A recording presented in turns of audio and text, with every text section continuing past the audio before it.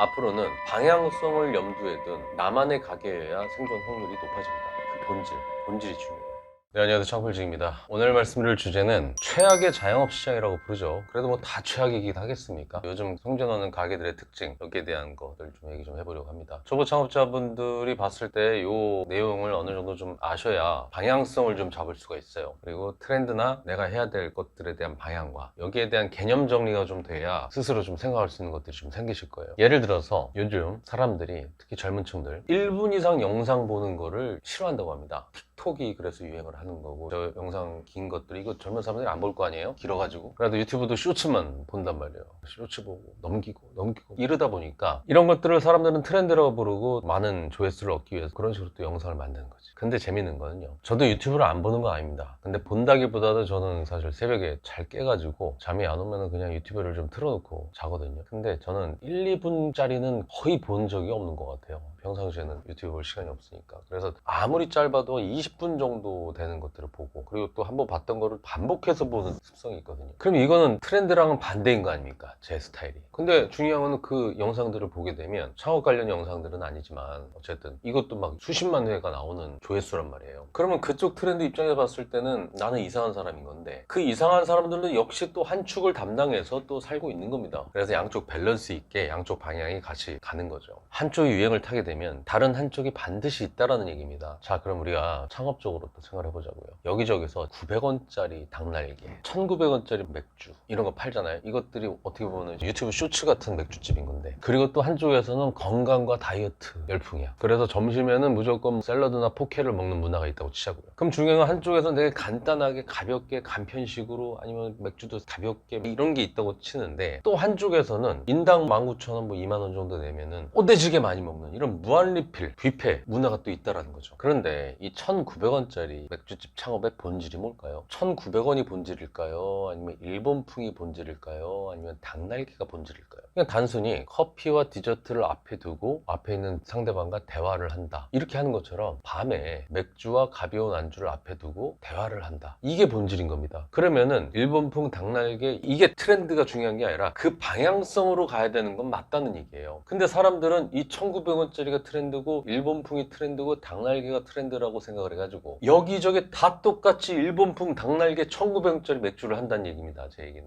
고객들이 그 방향성으로 가는 건 알았으면은 방향성은 가되 거기에 들어있는 그 요소들은 자신의 방식대로 해야 되는데, 기어이 그냥 그 눈에 1차원적으로 그 눈에 보이는 것들을 따라가다 보니까 고객들은 순식간에 식상해져. 처음에 하나 나왔을 땐 신선하고 트렌드고 요즘 방향성이 선구자다 보니까 되게 인기가 좋았는데, 이젠 여기저기 다 일본 간판 걸리고 하니까 이제는 식상해져가지고 순식간에 그 컨텐츠 소비가 끝나고 동반 추락을 하는 거죠. 본질은 가벼운 안주를 앞에 두고 맥주 한 잔 놓고 몇 잔 시켜도 부담 없이 그렇게 하면서 얘기하는 밤에 먹는 커피숍이었는데, 그렇게 같이 동반 추락하는 겁니다. 그렇게 생각하면 얼마든지 다르게 만들 수 있잖아요. 왜 꼭 일본이어야 되죠? 한국풍일 수도 있잖아요. 미국풍일 수도 있잖아요. 멕시칸풍, 동남아풍일 수도 있잖아요. 예를 들어 가볍다는 주제다. 그럼 샐러드 맥주집을 만들어도 되는 거 아니에요? 샐러드는 기본 주고 닭가슴살 좀 얹어가지고 5,000원짜리 안주 만들 수 있는 거 아니에요? 닭가슴살 빼고 샐러드하고 제육볶음을 살짝 주면 제육볶음 샐러드가 되는 거고, 연어를 얹어줘도 되고 돼지 목살을 얹어줘도 되고 소스만 다르게 해서 하면 되는 거 아니에요? 가볍게 먹을 수 있는 살 안 찌는 안주. 그렇잖아요. 간단하게 먹는 거라면은 치킨집처럼 치킨 한 마리를 다 주지 않아도 되고, 백반집처럼 제육볶음을 먹어도 200g을 줘야 되는 뭐 이런 게 있는 것도 아니고, 돼지 목살 100g만 올려줘도 소스랑 같이 샐러드랑 먹으면 먹을 수 있잖아요. 밥도 막 한 그릇 줄 필요 있어요? 현미, 귀리 이런 거 해서 아이스크림 컵으로다 한 스푼만 떠줘도 되는 거고, 토핑만 달라지면 되는 거니까 그냥 얹어서 나가면 되니까 이건 인건비도 많이 안 들죠. 샐러드식으로 가벼운 안주를 만든다. 미국식으로만 만들 수 있나요? 멕시칸 쪽으로 갈 수 있잖아요. 그럼 분위기는 멕시코, 남미 분위기도 될 수 있죠. 동남아식은 안 돼요? 필리핀식 닭조림, 태국식 모닝글로리, 베트남식 볶음밥 할 수 있잖아요. 밤에 가는 커피숍이라는 컨셉이라면 부담 없이 친구와 동료들이 그곳에서 시간을 보내는데 부담 없이 즐길 수 있다라고 하는 컨셉은, 다양하게 개인화된 매장들은 살아남을 수가 있는 겁니다. 방향은 따라가되 각자의 특성들이 드러난 가게들은 생존을 한다는 거죠. 자, 그럼 반대로 한번 가보죠. 지금 가볍게 한 잔, 가볍게 한 끼, 간편식, 간단하고 편하게 먹는 식사, 이런 것들이 지금 막 유행이야. 근데 중요한 중요한 건 반대로 간편하지 않게 먹고 싶어, 복잡하게 먹고 싶어, 엄청나게 많이 먹고 싶어, 기왕 가는 거 뽀대지게 먹고 싶어, 이런 뷔페도 유행하잖아요. 지금 뭐 빕스라든지 많잖아요. 지금 뷔페 기왕 가는 거 뽀대지게 먹고 온다, 이게 지금 방향이라고 쳐보자고요. 그러면 이미 지금 다이어트는 저 세상으로 간 거고, 그냥 난 배부르게 맛있게 먹고 싶을 뿐인 거고, 더 가성비 있고 더 종류도 많고 더 크고 분위기 있는 곳으로 가고 싶겠죠. 그런데 뽀대지게 먹고 오고 싶다라는 게 방향이라면 어떤 걸로 뽀대지게 먹고 오고 싶은 거야? 이건 다 다를 수 있잖아요. 가령 다이어트는 한 생각은 없어. 근데 건강하게 배부르고 싶어. 이러면 빕스에서 나온 것처럼 저속 노화 컨셉의 뷔페가 생길 수도 있는 거예요. 배는 부르게 먹지만 건강하게 배부르게, 더부룩함 없이, 콜레스테롤이 적은 그런 식재료가 나오고, 소스들도 그리스에 그릭 요거트라든지, 그리고 뭐 음식들로 발효가 된 음식이 나온다든지, 이런 것들이 나오는 뷔페. 아니면 뽀대지게 먹는 게 방향성이라면 나는 조금 더 싸게 뽀대지게 먹고 싶어, 이런 사람도 있을 수 있잖아요. 그럼 좀 값비싼 소고기나 돼지 비싼 부위를 주는 게 아니라 닭이나 오리나 수입 앞다리살이나 이런 것들을 뭐 생고기로 안 주더라도 불고기살로든 양념해서 좀 연하게 한다든지, 이런 것들을 놓고 뽀대지게 먹은 겁니다. 다른 곳들이 뭐 19,000원, 20,000원 받을 때 여기는 한 13,000원 받으면 되는 거죠. 뽀대지게 먹고 싶은 사람 중에 13,000원으로 뽀대지게 먹고 싶은 사람이 이쪽으로 와. 그럴 수 있잖아요. 꼭 한식이나 고기 뷔페나 이것만 할 수 있어요? 중식으로도 할 수 있잖아요. 대신 바로바로 해주는 건 아니고 미리 만들어 놓고 손님들 받을 수 있는 거 아니에요? 짜장면, 탕수육, 볶음밥, 유린기, 게살스프, 이런 건 다 한 방에 먹을 수 있는데 10,000원 붙여놓자고요. 이거 다 먹을 수 있어. 10,000원. 대신에 바로 끓여 먹어야 좀 맛있는 짬뽕 같은 경우는 앞에 짬뽕만 5,000원. 그러면 원가 높은 왕새우 들어가는 칠리새우라든지